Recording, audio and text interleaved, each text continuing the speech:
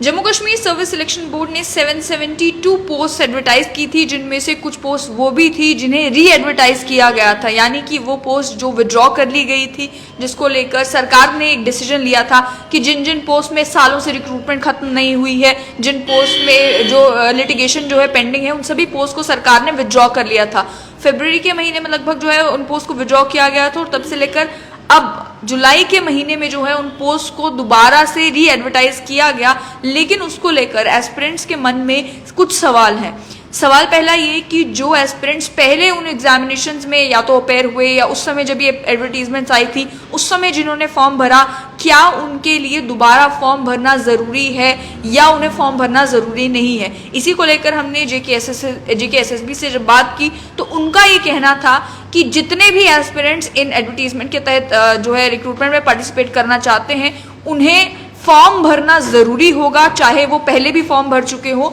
उन्हें फॉर्म जरूर भरना होगा, लेकिन एज रिलैक्सेशन भी दी जाएगी उन कैंडिडेट्स के लिए जो पहले इन एग्जामिनेशन में या तो अपेयर हो चुके हैं या जिन्होंने पहले फॉर्म भरा था। और साथ ही में ये भी कहा गया कि आप जब फॉर्म भरेंगे तो वहां पर जहां पर आम जो एस्पिरेंट हैं उन्हें ऑप्शन आएगा कि आपको फीस भरनी है, वो ऑप्शन जो है उन कैंडिडेट्स को नहीं आएगा जो पहले फॉर्म भर चुके हैं, जो पहले भी इन एग्जामिनेशंस में अपेयर हो चुके हैं, जो अब री एडवर्टीजमेंट के बाद दोबारा से इन एग्जाम्स में हिस्सा लेने जा रहे हैं। तो साफ ये कर दिया गया कि आपने फॉर्म जरूर भरना है, लेकिन फॉर्म में एज रिलैक्सेशन भी आपको मिलेगी और फीस एग्जेम्पशन भी मिलेगी उन सभी कैंडिडेट्स को जिन्होंने लास्ट टाइम फॉर्म भरा था।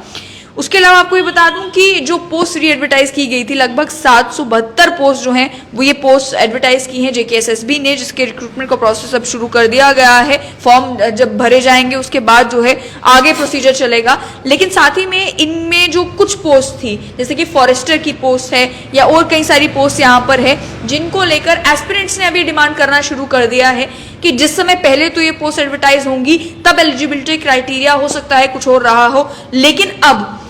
जब पहले पंचायत अकाउंट असिस्टेंट का एग्जामिनेशन हुआ या अकाउंट असिस्टेंट फाइनेंस का एग्जामिनेशन हुआ, उन एग्जामिनेशंस में भी एलिजिबिलिटी क्राइटेरिया को रिलैक्स किया गया ताकि जिन लोगों ने अलग अलग स्ट्रीम्स में ग्रेजुएशन की थी उन्हें भी मौका दिया जा सके कि वो इन पोस्ट के अगेंस्ट compete कर सके। तो उसी को लेकर जो है फॉरेस्टर की पोस्ट को लेकर खास तौर पर एस्पिरेंट्स ने ये डिमांड करनी शुरू कर दी है कि फॉरेस्टर की पोस्ट के लिए एलिजिबिलिटी क्राइटेरिया को रिलैक्स किया जाए, और चाहे आपने ग्रेजुएशन किसी भी बैकग्राउंड से की हो, चाहे आप कॉमर्स के स्टूडेंट रहे हो या आर्ट्स के स्टूडेंट रहे हो या और किसी बैकग्राउंड से रहे हो, उन्हें एलिजिबल किया जाए ताकि वो भी इन पोस्ट के लिए compete कर सकें, फॉर्म भर सकें, वो भी इन पोस्ट के लिए एलिजिबल हो सकें। इसको लेकर कई एस्पिरेंट्स का ये भी कहना था कि हम कोशिशें कर रहे हैं कि फॉरेस्ट विभाग में जाकर मालूम कर सके, क्योंकि डिपार्टमेंट का ही ये काम है कि एलिजिबिलिटी क्राइटेरिया सेट किया जाए, रिक्रूटमेंट रूल्स में कोई बदलाव अगर लाने हैं तो ये सारा काम जो है वो डिपार्टमेंट का है। तो उन्होंने कहा कि डिपार्टमेंट से हम गुजारिश करने के लिए भी जा रहे हैं ताकि अगर बाकी पोस्ट के मामलों में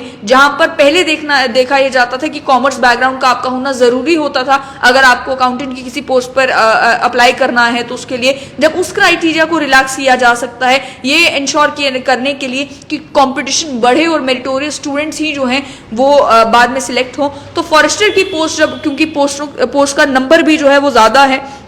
आपको ये बता दें कि पोस्ट की, अगर फॉरेस्टर की पोस्ट की बात की जाए तो फॉरेस्टर की भी कई सारी पोस्ट जो है वो एडवर्टाइज की गई हैं। तो पोस्ट के नंबर को भी ध्यान में रखते हुए ये कहा गया कि फॉरेस्ट डिपार्टमेंट का मैं नंबर भी आपको बता दूं कि यहाँ पर फॉरेस्ट इकोलॉजी एंड एनवायरनमेंट के 523 टोटल पोस्ट जो हैं वो रिसीव की गई हैं। तो पोस्ट के नंबर को भी ध्यान में रखते हुए एस्पिरेंट्स का ये कहना है कि एलिजिबिलिटी क्राइटेरिया को रिलैक्स किया जाना चाहिए ताकि वो भी compete कर सके, वो भी इन पोस्ट के अगेंस्ट जो है एलिजिबल हो सके। लेकिन फिलहाल इन्फॉर्मेशन उन सभी एस्पिरेंट्स के लिए जो पहले इन एग्जामिनेशन में अपेयर हो चुके हैं या जिन्होंने पहले रिक्रूटमेंट के लिए फॉर्म भरा था लेकिन रिक्रूटमेंट मुकम्मल नहीं हुई, तो उन्हें अभी भी अगर एग्जाम में अपेयर होना है तो फॉर्म जरूर भरना है। फॉर्म भरने से एग्जाम्पशन नहीं है, लेकिन फीस भरनी जरूरी नहीं है और आपको एज रिलैक्सेशन भी दी जाएगी, ऐसा कहना है JKSSB का।